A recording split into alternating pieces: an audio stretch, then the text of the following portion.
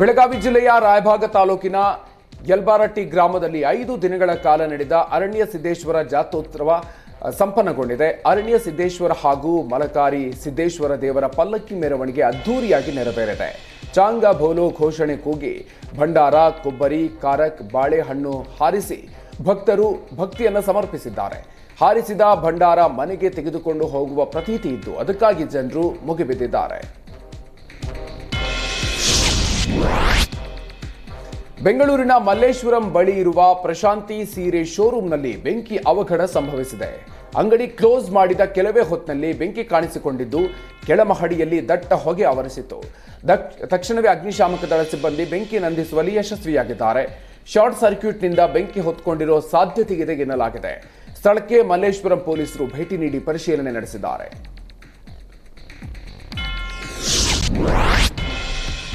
ಖತರ್ನಾಕ್ ಕಳ್ಳನೊಬ್ಬ ಮನೆ ಮುಂಭಾಗದಲ್ಲಿ ನಿಲ್ಲಿಸಿದ್ದ ಬೈಕ್ಗಳಲ್ಲಿ ಪೆಟ್ರೋಲ್ ಅನ್ನು ಕದ್ದು ಪರಾರಿಯಾಗಿದ್ದಾನೆ. ಕೊಡಗು ಜಿಲ್ಲೆಯ ಕುಶಾಲನಗರ ತಾಲೂಕಿನ ಗುಮ್ಮನಕೊಲ್ಲಿಯಲ್ಲಿ ಮನೆ ಮುಂಭಾಗದಲ್ಲಿ ನಿಲ್ಲಿಸಿದ ಬೈಕ್ನಿಂದ ಪೆಟ್ರೋಲ್ ಕಳವು ಮಾಡಿದ್ದಾನೆ.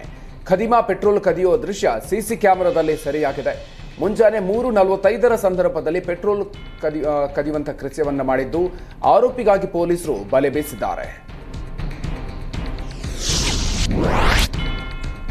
ಕಾಮಗಾರಿ ಬಿಲ್ ಮಂಜೂರಾಗದೇ ಇದ್ದಿದ್ದಕ್ಕೆ ಗ್ರಾಮ ಪಂಚಾಯಿತಿ ಸದಸ್ಯೆ ಪೆಟ್ರೋಲ್ ಕ್ಯಾನ್ ಹಿಡಿದು ಹೈಡ್ರಾಮಾ ಸೃಷ್ಟಿಸಿದ್ದಾರೆ.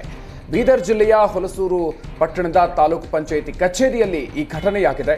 ವಿವಿಧ ಕಾಮಗಾರಿಗಳಿಗೆ ಬಿಲ್ ಮಂಜೂರು ಆಗದೇ ಇದ್ದಿದ್ದಕ್ಕೆ ಹೊಲಸೂರು ಗ್ರಾಮ ಪಂಚಾಯಿತಿ ಸದಸ್ಯೆ ಯಾಸ್ಮಿನ್ ಅನ್ನೋರು ಅಸಮಾಧಾನವನ್ನ ಹೊರಹಾಕಿದ್ದಾರೆ.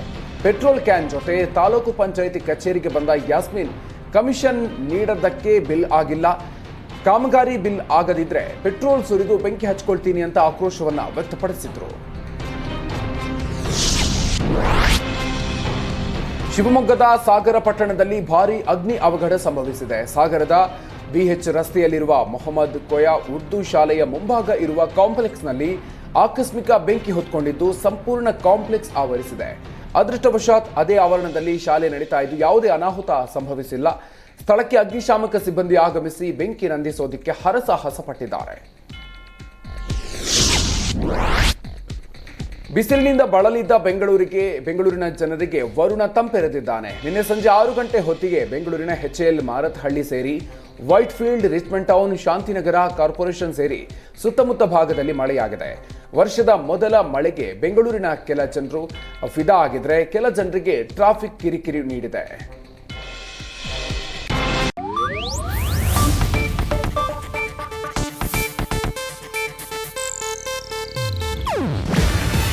ಇದು ಏಷ್ಯಾನೆಟ್ ನ್ಯೂಸ್ ನೆಟ್ವರ್ಕ್ ಪ್ರಸ್ತುತಿ.